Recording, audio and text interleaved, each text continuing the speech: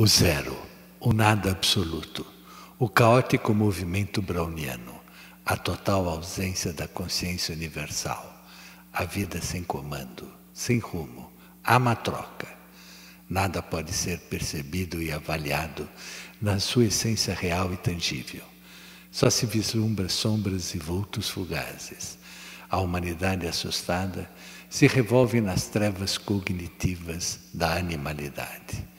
Há inúmeros e atrozes sofrimentos, dores, lamentos, gritos, ilusões, mentiras, perseguições, trapaças, latrocínios, prisões lotadas, tráfico, drogado nas ruas, milícias, sequestros, atropelamentos, arrastões, raptos, pedofilia, roubos, assaltos, corrupções, torturas, escravos, esgotos, pestes, miasmas, sodomias, assassinatos e mortes por todos os lados.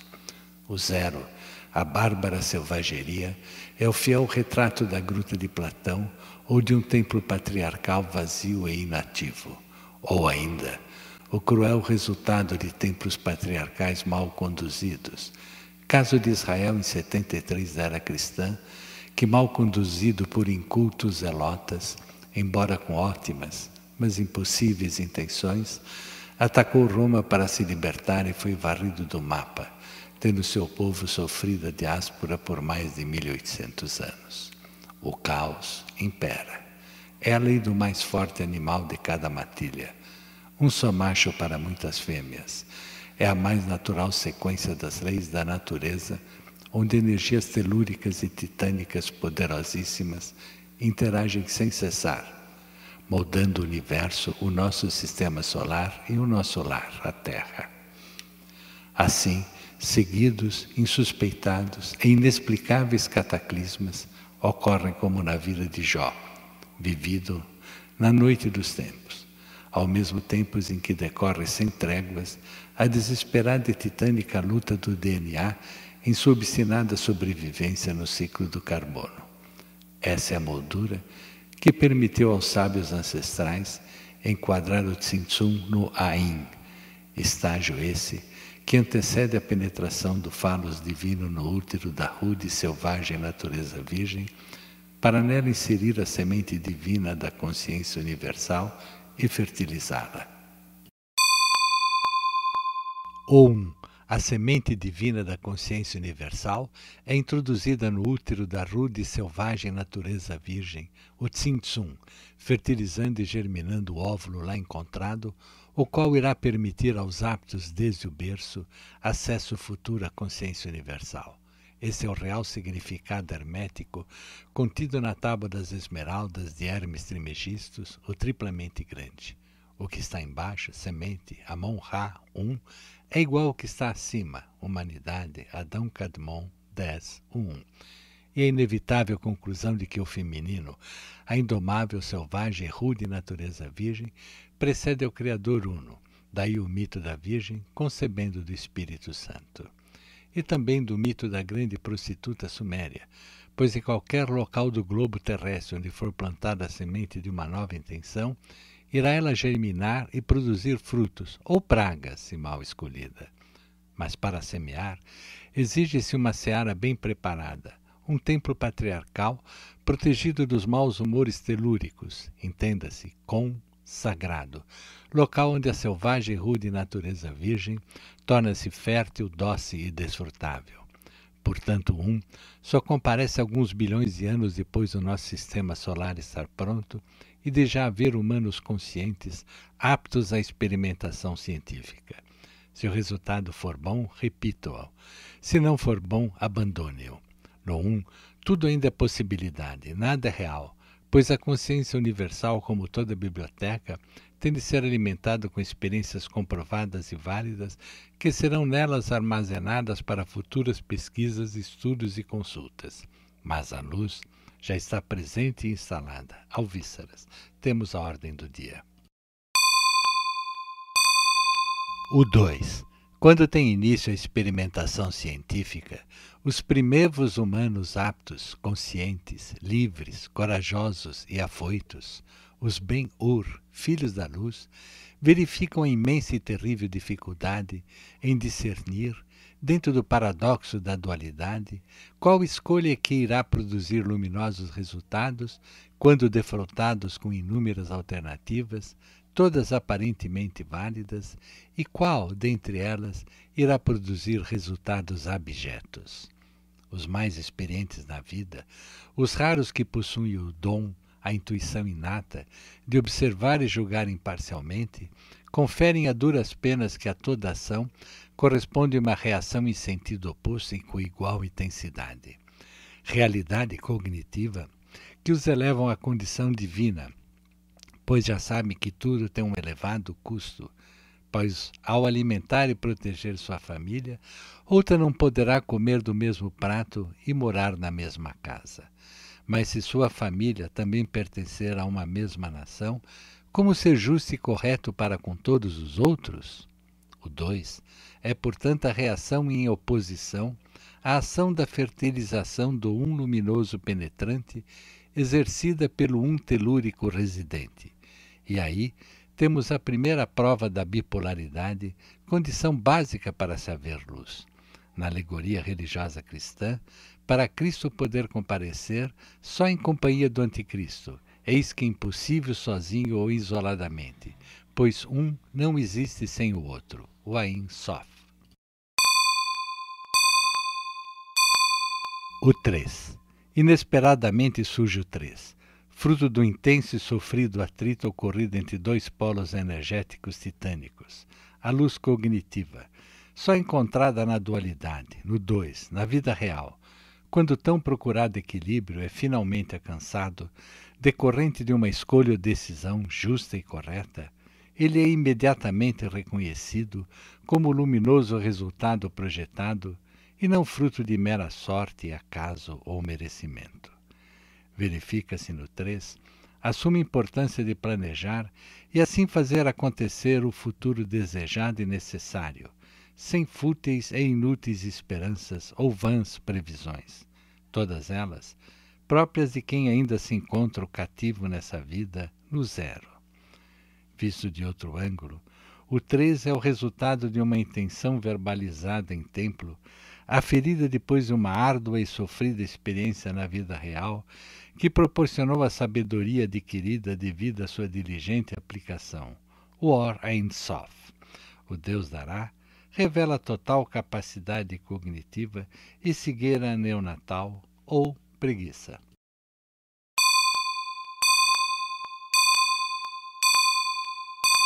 O 5. Quando a intenção é verbalizada em templo, no devido templo ela desce, na realidade despenca, em direção à manifestação física, na forma do pentagrama invertido. Pois a primeira impressão que os habitantes da gruta de Platão, o 0, percebem é do estrição do que queriam ou imaginavam natural tornar-se realidade, mas reconhecido como profundamente deletério pelos sábios patriarcais, eis, pois, a razão da escolha do nome de anjo caído para definir a energia luminosa destinada a sanear a urbe et orbe. Em termos religiosos, são os insondáveis desígnios de Deus, pois, inexorável e energeticamente, a intenção verbalizada se fragmenta em milhares, miríades de pães, corpos físicos e de peixes, almas em formação, interferindo ou reformando todos os povos ao redor do Equador.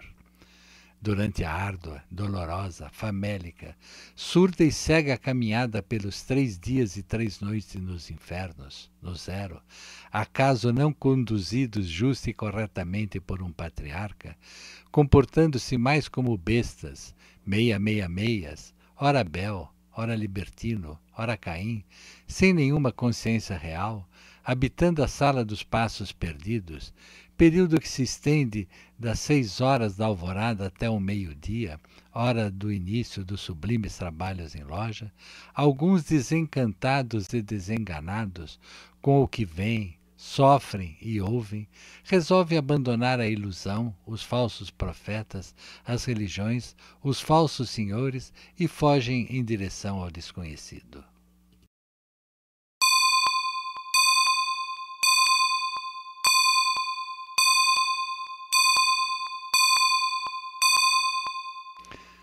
O 8. Alguns poucos seres humanos, dentre os milhares de uma etnia ou nação, oriundos da energia fragmentada do anjo caído, se destacarão pela experiência adquirida e poderão ser astrologicamente reconhecidos como aptos desde a manjedoura e poderão ser iniciados ao completar 30 anos num templo patriarcal. A condicionante, poderão ser reconhecidos, refere-se ao fato de que muitos, embora nascidos aptos, estão tão asfixiados por espinhos, influências deletérias de familiares, amigos, propaganda, torcidas, ideologias, religiões, companheiros de trabalho ou de estudo, formas de pensamento, etc., que não irão perceber o cavalo encilhado que parou ao seu lado por alguns instantes, aguardando-o, e depois, triste e solitário, partiu relinchando sem seu cavaleiro para nunca mais voltar.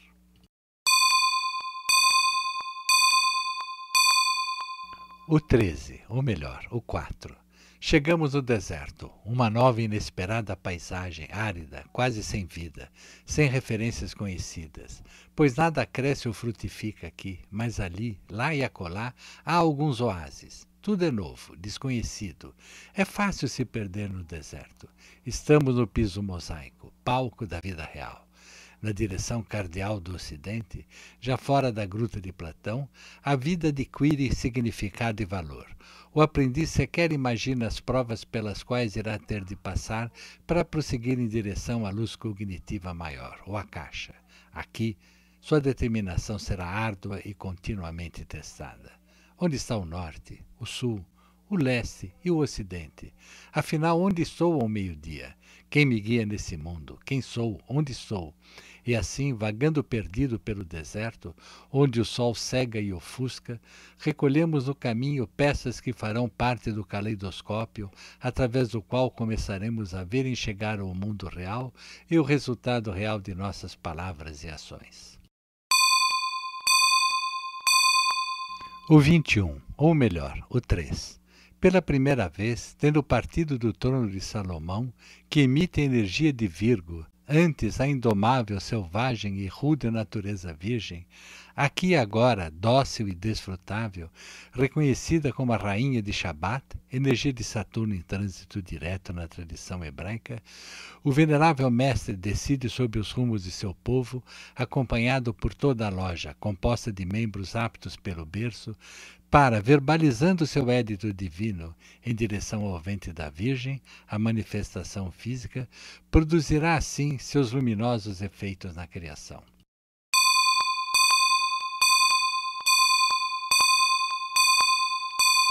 O 34, ou melhor, o 7. Ao atingir-se a totalidade da matéria, o 7, revela-se o Sereníssimo, o Agartha, o Magid, que irá por alguns éons, eras zodiacais, intuir e orientar seus irmãos encarnados na dura travessia pela vida. O 55, ou melhor, o 1.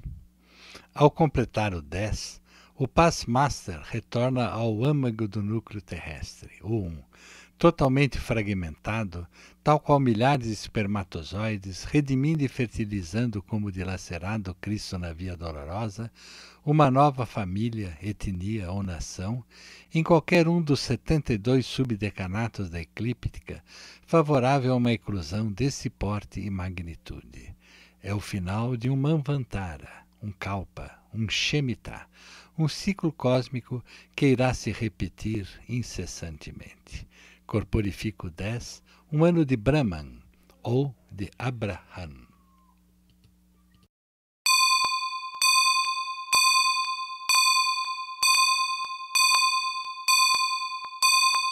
O 89, ou melhor, o 8.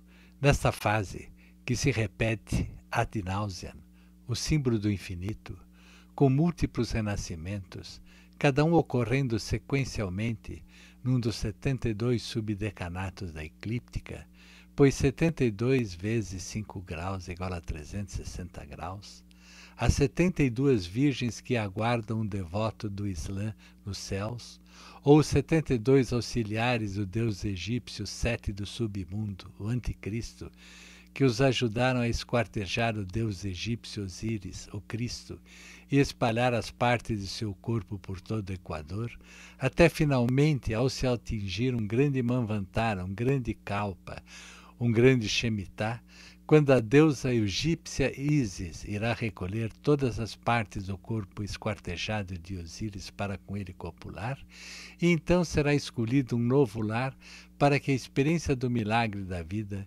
jamais possa ser interrompida.